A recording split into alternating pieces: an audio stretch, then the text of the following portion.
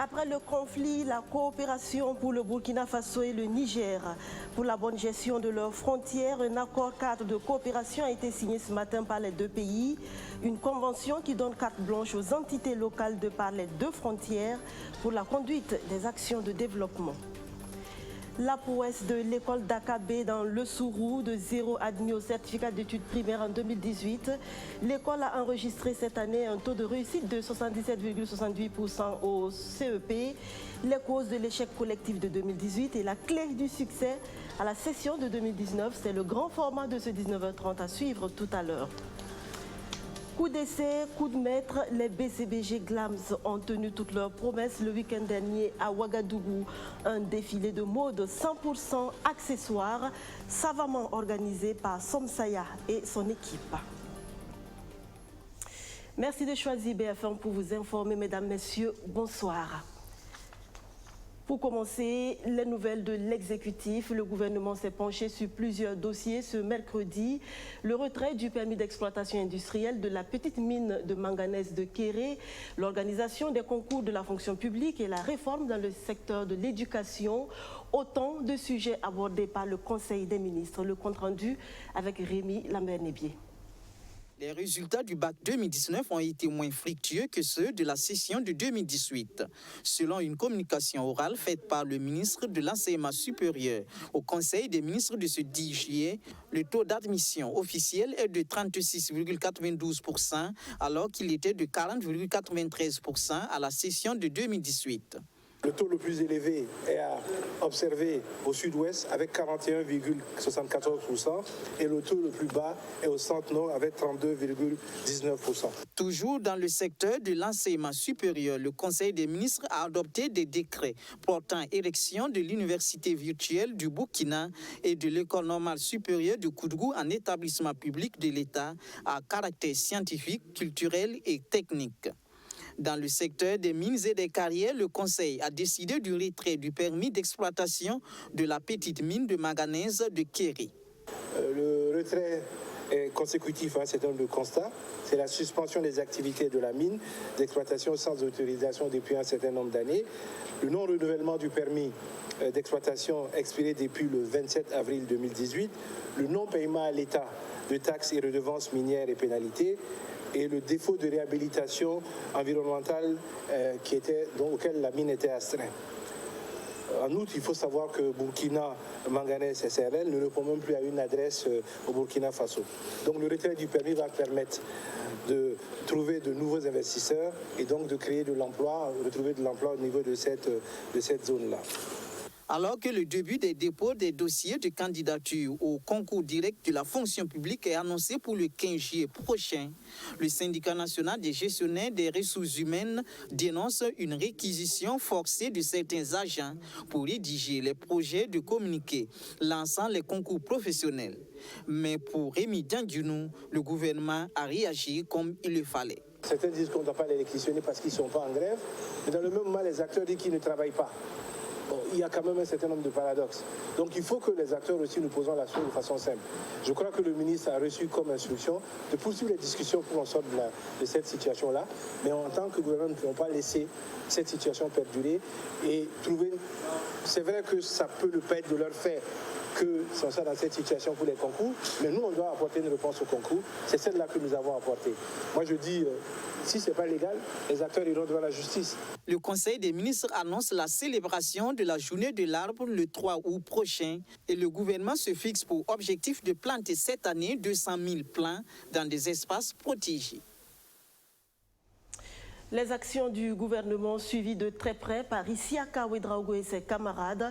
Réagissant ce matin à la gouvernance économique et minière, le CISAG a dénoncé les différents scandales qui éclaboussent le secteur des mines au Burkina Faso. Le Conseil d'information et de suivi des actions du gouvernement était entouré de 4 autres organisations de la société civile lors de sa conférence de presse. Le point avec Arsène Konditamde. Depuis une décennie, les produits du secteur minier sont les premiers produits d'exportation burkinabé. Annuellement, cette poule aux œufs d'or apporte plus de 200 milliards de francs CFA au budget de l'État. Ces derniers temps, le secteur est confronté à plusieurs scandales. Le dernier en date est l'affaire du charbon fin de la mine d'or d'Issakane. En conférence de presse dans la matinée de ce 10 juillet, le Conseil d'information et de suivi des actions du gouvernement appelle à la mise en place d'une commission d'enquête indépendante pour situer les responsabilités. Mesdames et messieurs, face aux révélations des uns et aux démentis des autres, il est donc évident qu'une contre-expertise rapide, indépendante, de haut niveau, impartiale et parfaitement neutre, composée d'experts, des représentants de l'État et d'OSO s'impose dans le contexte actuel, puisque chaque partie clame sa bonne foi dans cette affaire, que la lumière soit et que les Burkinabés soient édifiés. Pour le CISAG, les Burkinabés ont le sentiment que les ressources minières sont bradées au profit des multinationales étrangères. Le code minier est aussi pointé du doigt.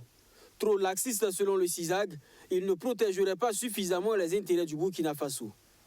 Il s'agit là d'une question de souveraineté, de sécurité nationale et stratégique, dont les autorités doivent avoir le courage de défendre les positions. Ceci pour éviter d'hypothéquer à jamais l'avenir de millions de Burkinabés sur l'autel des investissements privés. Ceux-ci sont certes utiles et importants, mais ils doivent se faire dans un cadre respectueux de notre souveraineté et du bien-être de nos populations. La récente affaire du prélèvement puis de la vente du manganèse du site de Tambao a également été évoquée au cours de cette conférence de presse. Le CISAG a salué cette initiative du gouvernement qui vise entre autres à dédommager les ex-employés de Pan-African Tambao. On en vient au grand format de cette édition. Enseignants et élèves de l'école primaire d'Akabé étaient la risée de tous après les résultats du CEP session de 2018. 47 élèves présentés au certificat d'études primaires, 0 admis, une humiliation vite oubliée car cette année, l'école a frappé fort, 77,78% de taux de réussite au CEP. Une remontada, aurait dit les sportifs. Luc Pagwelgem a signé ce dossier. 209, Boro Odette. 42 218. De 0 à 77,78%, c'est la prouesse qu'a réussi l'école primaire publique d'Akabé dans la circonscription d'éducation de base, Tougan 1 au certificat d'études primaires session 2019. Si cette performance a été ovationnée par le corps enseignant dès ce 21 juin à la délibération, c'est que l'école s'était négativement illustrée à la session 2018 au CEP en n'alliant aucun candidat à l'arrivée. Tous les projecteurs étaient dès lors braqués sur l'école de ce village situé à 8 km de Tougan. Dès les compositions, à l'examen, candidats, enseignants et parents d'élèves étaient au four et au moulin pour éviter un nouvel échec à l'école. Vraiment, nous sommes venus avec l'objectif de repartir avec la joie parce que l'année passée, ça n'a pas été ce que nous voulons. Et cette année, je pense que nous allons repartir avec peut-être un résultat quand même acceptable. Et déjà, quand on m'a responsabilisé dans cette école, je savais qu'il y avait du travail qui m'attendait. Parce que, vu le résultat de l'année passée, et immédiatement quand nous sommes arrivés avec l'équipe, nous avons mis de nouvelles stratégies en place pour quand même pallier à cette situation de l'année passée. Ça va aller, oui. Nous allons faire... avoir des bons résultats cette année. Vous avez fait quoi pour connaître ces bons résultats? Voilà, c'est le travail toujours. C'est le travail. Avec les prières aussi. N'oublions pas surtout les prières. Vous voulez dire quoi? Les prières ont manqué en 2018? Non, les prières n'ont pas manqué, mais seulement il faut prier toujours. Voilà. Passé la composition, le moment de vérité allait arriver une semaine plus tard. L'école d'Akabé va ravir la vedette aux autres écoles ce jour. Tout autre résultat est passé inaperçu. 253, Poussé Christophe d'Akabé. 73 présentés, 57 admis contre 47 présentés la session écoulée et 0 admis. Cette bonne nouvelle, il fallait vite l'annoncer au village. En 10 minutes de route, le directeur est à l'école. Les candidats apprennent leurs résultats. 42 234, bravo Saïd. 42 237, Bravo, Maï. C'était bon. Tu as eu? Oui. Tu étais sûr que tu allais avoir? Oui. Bah, dis-moi, qu'est-ce que tu as fait pour mériter ton circuit? J'ai travaillé bien. J'ai mis au sérieux. J'ai pris bien mon leçon. Parti à Tougan aussi pour les donner du conseil et puis pour préparer les données aussi. Et aujourd'hui, après ces résultats, vous êtes contente? Oui, je suis très contente. Les résultats de cette année et puis l'année passée, c'est pas la même? Non, l'année passée c'est 0%. Bon, vraiment, Barakarali. Maître Ouye Baraka Astrafé. Il y a du bon travail ici. Ce succès, on le doit aux élèves, aux enseignants et aux parents d'élèves. Tout le monde s'est impliqué. 16 sont recalés, mais la joie se lit sur tous les visages. C'est mission accomplie pour le soldat Kaboré et ses collègues. Quand on me confiait cette tâche de venir peut-être diriger cette école, qui a d'abord fait 0%, je me suis dit que bon, ce serait difficile. Mais bon, quand je suis arrivé avec les collègues, avec l'encadrement, avec les parents d'élèves, bon, nous sommes rencontrés à tout moment pour chercher vraiment les causes et voir comment nous allons travailler pour remédier à cette situation. Et je pense que c'est ce qui a payé aujourd'hui. Les résultats actuels ne doivent pas faire oublier la débâcle de l'année écoulée. Cette débâcle avait pourtant été pressentie par les parents d'élèves qui avaient attiré l'attention de la SEB sur la situation de Dakar B à maintes reprises. Le corps enseignant était 100% féminin, mais cela n'était pas un problème a priori. Le souci, c'était plutôt les deux enseignantes qui étaient en congé de maternité au même moment, avec des grossesses de surcroît compliquées selon les témoignages. Sans être remplacées, elles vont retrouver leur classe où elles l'avaient laissée. L'échec 2018 de Dakar B pose un problème de gestion des ressources humaines. L'inspecteur actuel qui a pris le train en marche en cours d'année scolaire dit avoir pris des dispositions pour éviter des résultats qui n'honorent ni sa SEP, ni la direction provinciale et au-delà, la direction régionale.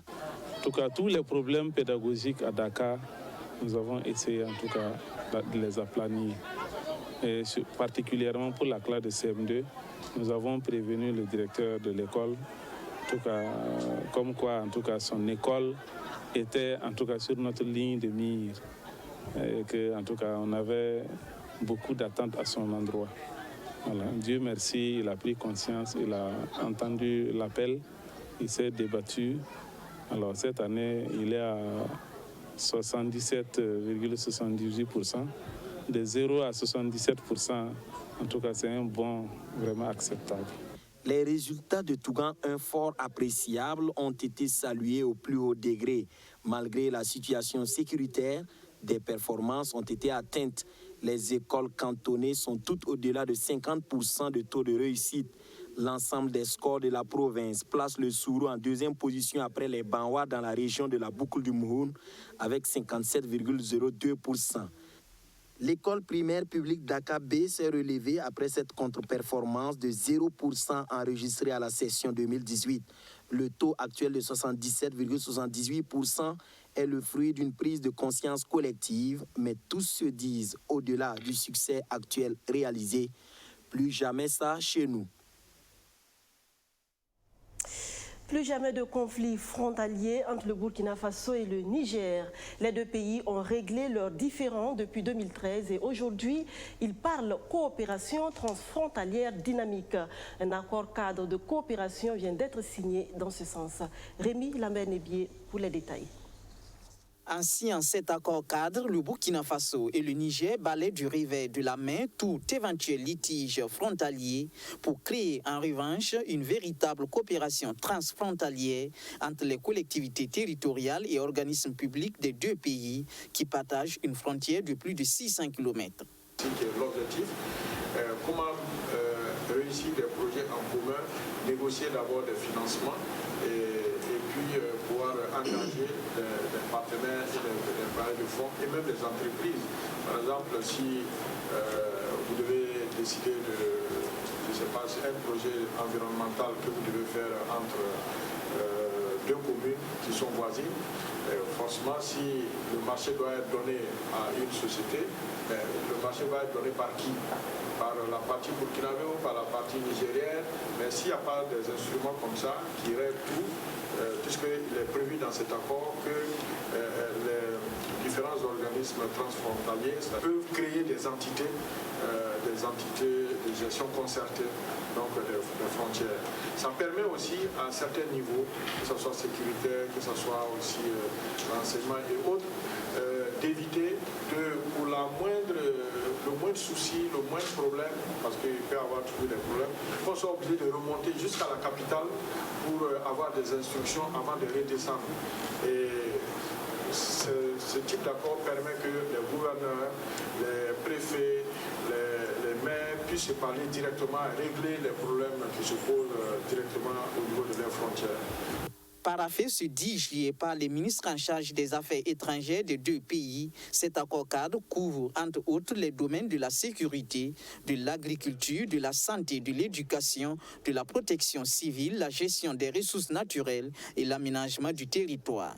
Et pour le ministre nigérien des Affaires étrangères, c'est une bonne politique d'intégration qui vient d'être enclenchée. Il y aura la frontière, mais on fera comme s'il n'y a définitivement pas de frontière, puisqu'il n'y a plus de problème. Chacun sait sa limite. Mais dans leur vie quotidienne, dans leur développement, dans leur interaction, dans leur... tout cela, ils vont faire en sorte qu'il n'y ait pas de frontière.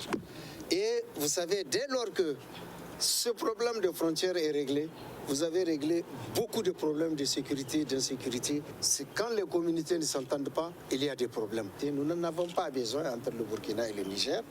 Et Dieu merci, nous n'en avons pas eu jusqu'à présent. Mais c'est important de prévenir en approfondissant les relations entre ces deux communautés et en leur expliquant qu'elles sont les mêmes, qu'elles peuvent concevoir leur développement de manière autonome, même par rapport aux exécutifs nationaux. Et en cela, je pense que c'est une initiative excellente, c'est une initiative inédite. Cet accord cadre a une durée de 10 ans renouvelable par tacite reconduction. Au tribunal militaire de Ouagadougou ce 10 juillet, près de 6 heures ont été consacrées à la défense du colonel-major Bourema Kéré, accusé notamment de complicité d'attentat à la sûreté de l'État. Le parquet requiert pour lui 5 ans de prison avec sursis. Ses avocats, eux, plaident pour son acquittement. Le point sur l'audience du jour avec Abdou Razak Traoré. Quand le parquet militaire requiert 5 ans de prison avec sursis pour le colonel-major Bourema Kéré, ses avocats sans offusque écrivent à une peine sévère. Sévère parce que leur client n'est pas complice d'attentat à la sûreté de l'État. Sévère parce que quand Kéré signait le communiqué numéro 1 du Conseil national de la démocratie, c'était sous la houlette de la CRAD, la commission de réflexion d'aide à la décision. C'est également dans le cadre de la CRAD que Kéré a participé aux différentes rencontres puisqu'il était le chef d'état-major particulier du président du Faso.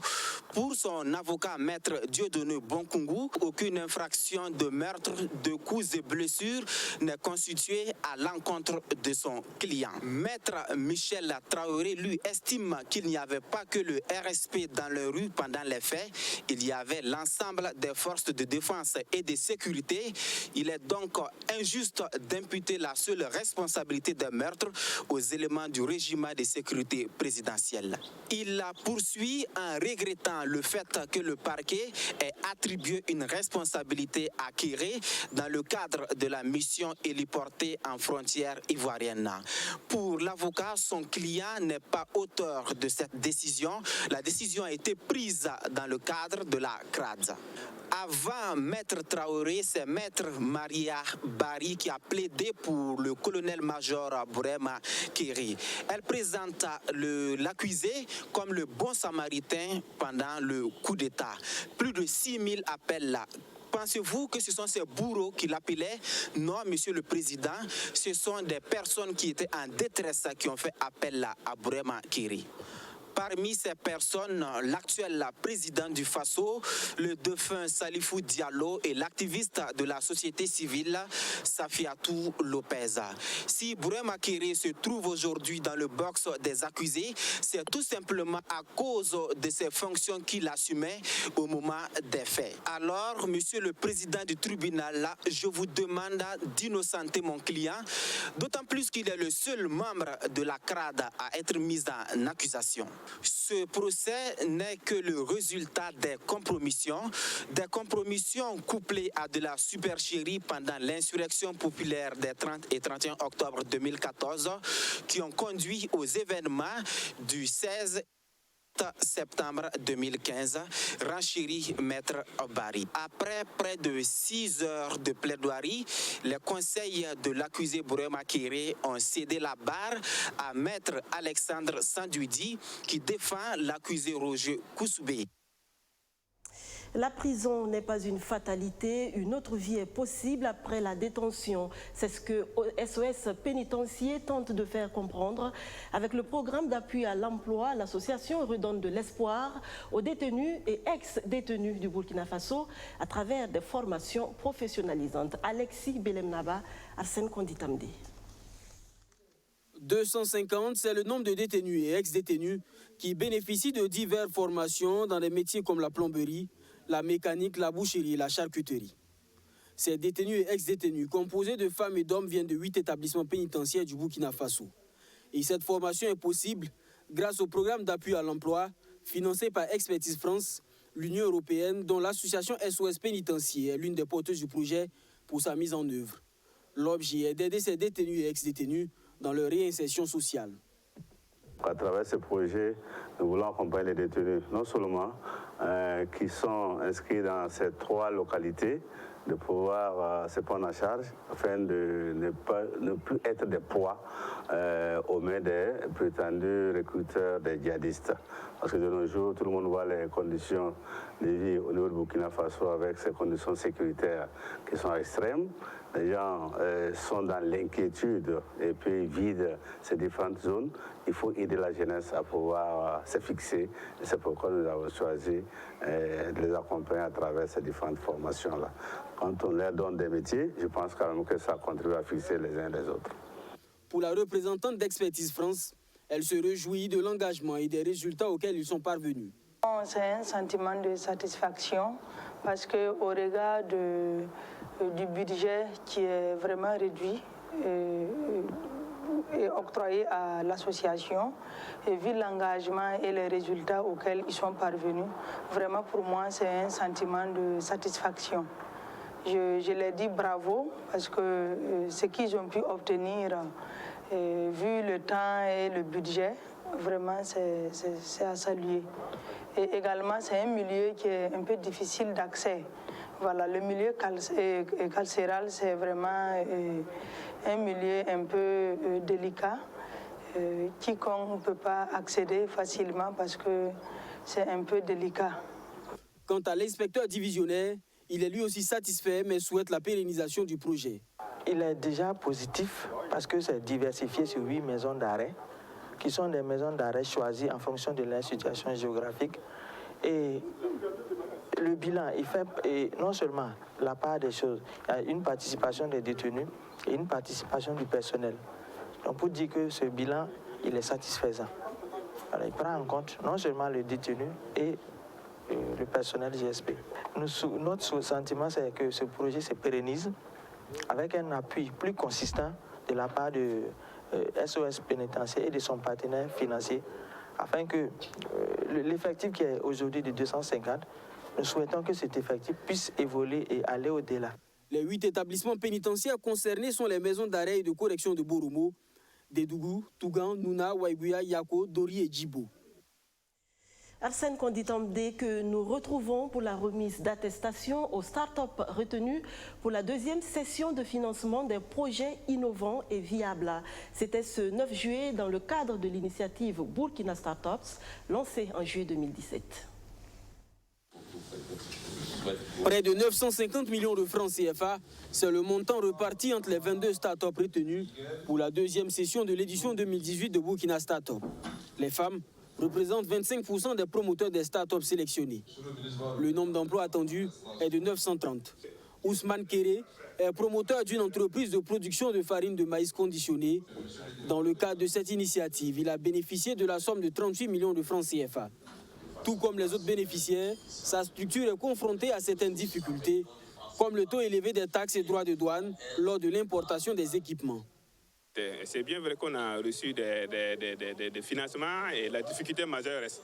D'abord, il faut d'avoir un cadre juridique qui va permettre aux startups de mener très bien les activités. Vous savez qu'il y a le problème de fiscalité, et il y a le problème d'investissement et aussi il y a ce qu'on appelle le financement complémentaire.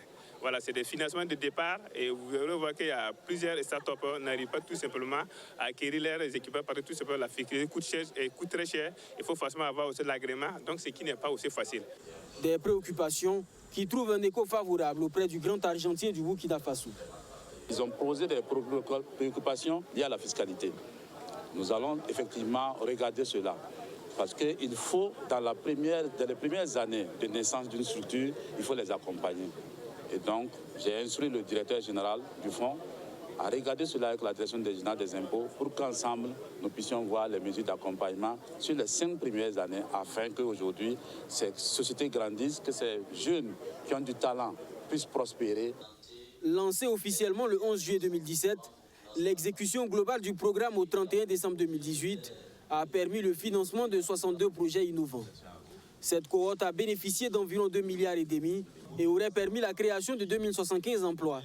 Après 2 ans de mise en œuvre, le bilan est jugé mi-figue, mi-raisin. L'accent va être mis sur la communication. Il faut reconnaître qu'on a créé pendant ces 2 ans 2075 emplois. De mon humble avis, au risque de me tromper, je crois qu'on peut faire mieux. Parce que l'objectif, c'est la création de 100 startups par an. Au bout du compte, on doit créer au total 10 000 emplois. Donc je crois que peut-être il y a un manque de communication que nous devons rapidement cadrer.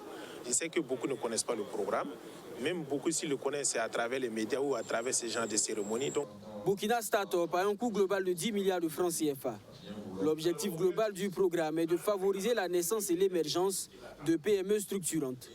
Il vise le financement de 100 startups par an, soit 500 startups au bout de 5 ans et la création de 10 000 emplois directs. Strass et paillettes samedi dernier à Bravia Hotel à Ouagadougou. Les BCBG Glams ont tenu toutes leurs promesses. Le concept est simple, mettre en lumière les accessoires de mode, parures, coiffures, maquillage. Bref, un défilé riche en couleurs qui fait la part belle aux petites astuces qui donnent à la mode un brin de folie et de fraîcheur. Alfred Thuy. Des tout petits enlevés de rideaux d'une soirée époustouflante. Des albinos pour donner de la couleur, un défilé sympathique et enfin, la création arc-en-ciel pour lever un coin de voile sur le concept du défilé. Les BCBG Glam, c'est un défilé qui met en exergue les accessoires de la mode, à savoir les parures et le maquillage. Une idée originale de Somsaya Sawadogo. On a fait ce soir, c'est pour promouvoir les accessoiristes, les maquilleuses, les coiffeurs, qui sont les oubliés de la mode en quelque sorte. Parce que lors de nos défilés de mode, la lumière est plus mise sur le vêtement.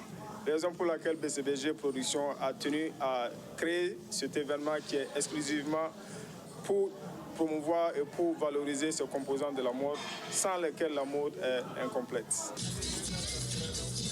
BCBG Glam, c'est aussi et surtout la promotion du savoir-faire africain dans le domaine des accessoires de la mode. C'est le cas de la collection arc-en-ciel dont les parures sont essentiellement faites à base de perles locales, communément appelées baya. Plusieurs autres collections ont apporté un brin d'originalité à ce défilé que l'on dirait majestueux. Alors, la collection que j'ai présentée ce soir, c'était Shine by Ebony, qui veut dire brille, pour venir valoriser les femmes et puis mettre en lumière leur visage aussi. Cette fois-ci, BCBG Glams nous a mis à la lumière. Parce que la plupart, nous sommes toujours dans les coulisses, dans les backstage et consorts. On travaille, mais on ne nous voyait pas plus parce que non, le projecteur était plus sur les stylistes et consorts. Mais cette fois-ci, la lumière est sur les coiffes. Pour un coup d'essai, BCBG Clams première édition aura été un coup de maître. Rendez-vous est pris pour 2020 pour une deuxième édition qui promet des étincelles.